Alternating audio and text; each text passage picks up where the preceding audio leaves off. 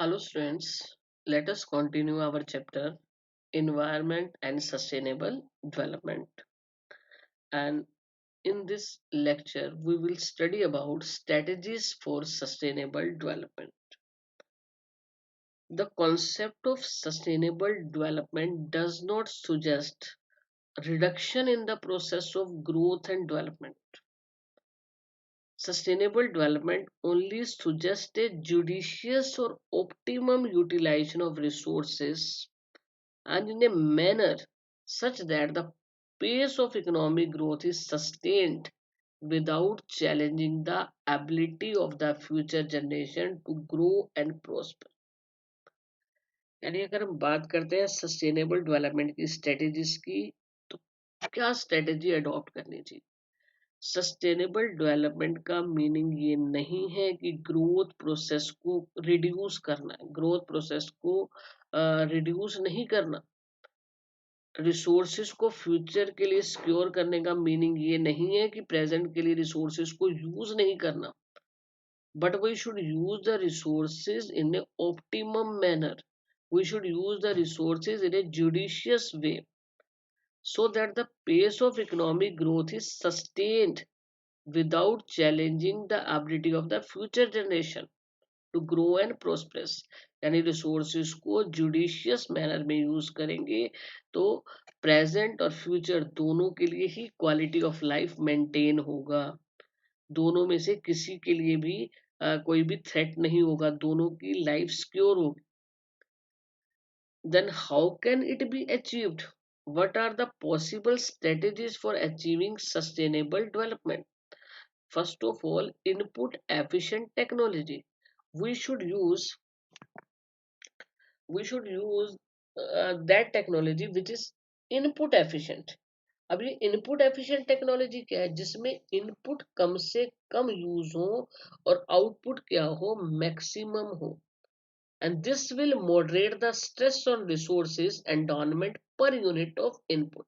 यानी कम से कम input use करते हुए मैक्सिमम आउटपुट, जिससे क्या होगा, पर यूनिट हमारा क्या होगा, जो रिसोर्स एनवायरनमेंट है वो कम से कम होगा.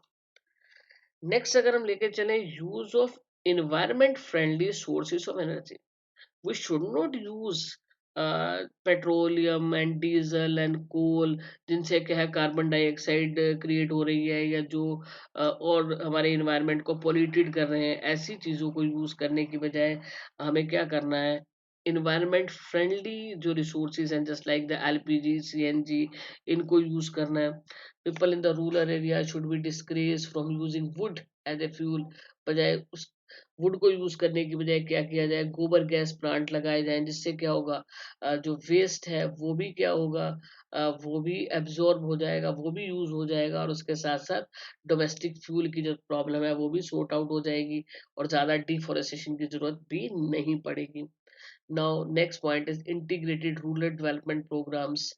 integrated rural development programs should be started, and उन्हें स्टेट के साथ क्या करना चाहिए, मतलब ऐसे प्रोग्राम्स हो जो स्टेट के साथ क्या हो, मतलब एक साथ मिलकर स्टार्ट किए जाएं. And this will generate employment opportunities in rural areas. यानी अगर स्टेट के एफर्ट्स होंगे तो जितनी ज्यादा एम्प्लॉयमेंट अपॉर्चुनिटीज रूरल एरियाज के अंदर क्रिएट होंगी, तो लोग अर्बन एरिया के अंदर उतना ही कम माइग्रेट होंगे, बिकॉज लोग माइग्रेट होते हैं in search of better opportunities. क्योंकि क्या होता है कि रूरल एरियाज के अंदर एक पुश फैक्टर होता है और अर्बन एरियाज के अंदर एक पुल फैक्टर होता है, अट्रैक्शंस होती हैं, अपॉर्चुनिटीज होती हैं, जिसके लिए लोग क्या करते हैं, माइग्रेट होते हैं. और यही employment opportunities in case rural areas के अंदर क्रिएट हो जाएंगी, देन ऑटोमेटिकली माइग्रेशन क्या होगा, रिड्यूस होगा. And if rural urban migration is checked, transportation need will automatically be reduced. And next अगर हम बात करें, also this will reduce the stress on social infrastructure in the urban areas, जिससे भी क्या होगा, इन्वायरमेंटल पोल्यूशन को कंट्रोल किया जा सकता है. Next, convert sunlight into solar energy and solar energy into electricity. You know that there is an abundance of sunlight in India.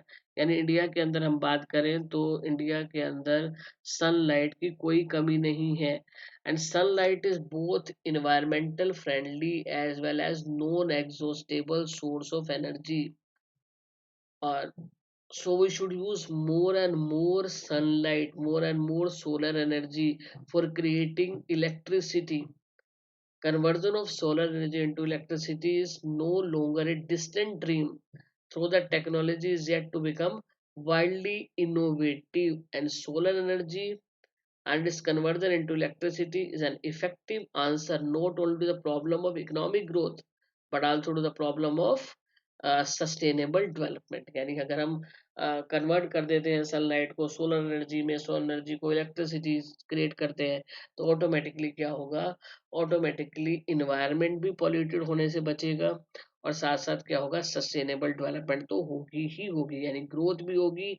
और ग्रोथ कैसी होगी, सस्टेनेबल ग्रोथ होगी, सस्टेनेबल डेवलपमेंट होगी।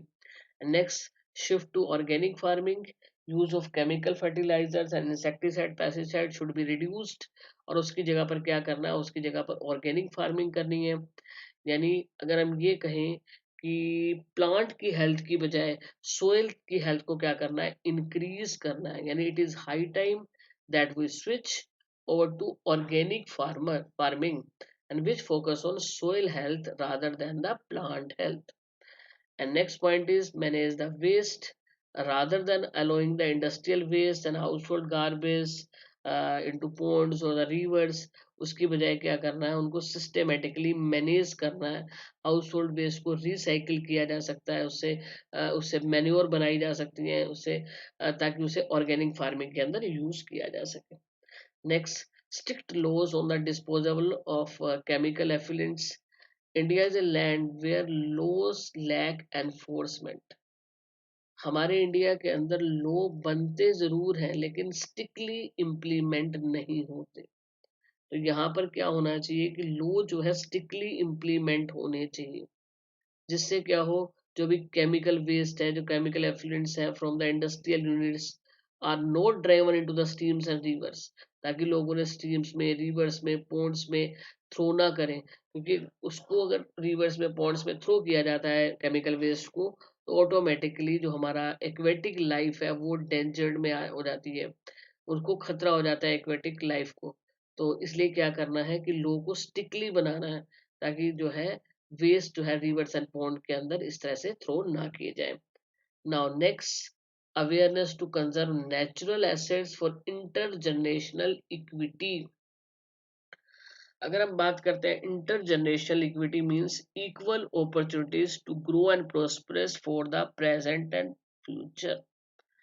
यानी जब हम सस्टेनेबल डेवलपमेंट की बात करते हैं तो प्रेजेंट के लिए रिसोर्सेज और साथ साथ फ्यूचर के लिए भी रिसोर्सेज होने चाहिए। यानी प्रेजेंट जनरेशन के पास रिसोर्सेज हैं तो फ्यूचर जनरेशन के पास भी उतने ही रिसोर्सेज होने चाहिए। Indians are highly conscious of intergenerational equity at the micro level, at the family level। जब हम इसे माइक्रो लेवल पर देखते हैं, जब हम इसे एक फैमिली के लेवल पर देखते हैं, तो we do our best to preserve our assets for the benefit of our future generation. यानी सभी लोग क्या करते हैं, अपनी फ्यूचर जनरेशन के लिए, अपनी फैमिली में, अपनी अपनी जो फ्यूचर जनरेशन है उसके लिए रिसोर्सेज को सेव करते हैं, उनके लिए रिसोर्सेज को प्रिजर्व करते हैं। But this awareness is absolutely negligible at the macro level, at the national level. seldom we think of conserving our natural wealth for the future generation। यानी जब हम एक माइक्रो लेवल पर हम अपनी फैमिली के लिए, अपनी फ्यूचर जनरेशन के लिए रिसोर्सेज को सेव करना चाहते हैं, देन हमें क्या करना चाहिए, मैक्रो लेवल पर, नेशनल लेवल पर रिसोर्सेज को सेव करना चाहिए। नेशनल लेवल पर फ्यूचर जनरेशन के बारे में सोचना चाहिए, ना कि सिर्फ माइक्रो लेवल पर।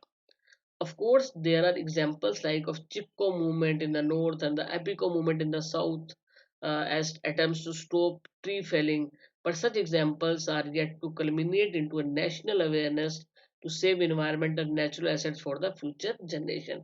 यानी अगर हम बात करें कि कुछ ऐसे एग्जाम्पल हमारे को मिलते हैं, जो नॉर्थ के अंदर चिपको मूवमेंट चलाया गया या साउथ के अंदर एपिको मूवमेंट चलाया गया, किस चीज के लिए, जब ट्री फेलिंग की बात आई उसको रोकने के लिए। तो करना क्या है, इसी तरह के और मूवमेंट्स, ताकि जो है रिसोर्सेज जो है फ्यूचर जनरेशन के लिए भी क्या हो सके, सेव हो सके। not only at the micro level but also the macro level.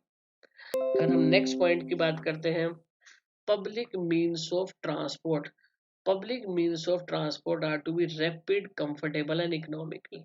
यानी अगर हम बात करते हैं पर्सनल व्हीकल्स की बजाय अगर पब्लिक व्हीकल्स को यूज किया जाए, जस्ट लाइक मेट्रो इन दिल्ली, जस्ट लाइक हम ये बात करें कि हम लोग कार पूलिंग कर सकते हैं, हम प्राइवेट एक इंडिविजुअली एक एक कार को यूज करने के लिए कार पूलिंग की जा सकती है, या फिर हम यही पब्लिक जो मीन्स है उनको यूज करेंगे तो क्या होगा, उससे इन्वायरमेंट कम डिग्रेड होगा, यानी इन्वायरमेंट पोल्यूशन क्या हो जाएगा, कंट्रोल हो जाएगा, रिड्यूस्ड हो जाएगा। तो ये था आपके पास how to save our environment, यानी जो हम स्ट्रेटेजीज की बात कर रहे थे कि किस तरह से हम सस्टेनेबल डेवलपमेंट क्रिएट कर सकते हैं। तो इस टॉपिक के साथ ये आज का ये लेक्चर भी कंप्लीट होता है और साथ साथ हमारा ये चैप्टर भी कंप्लीट होता है।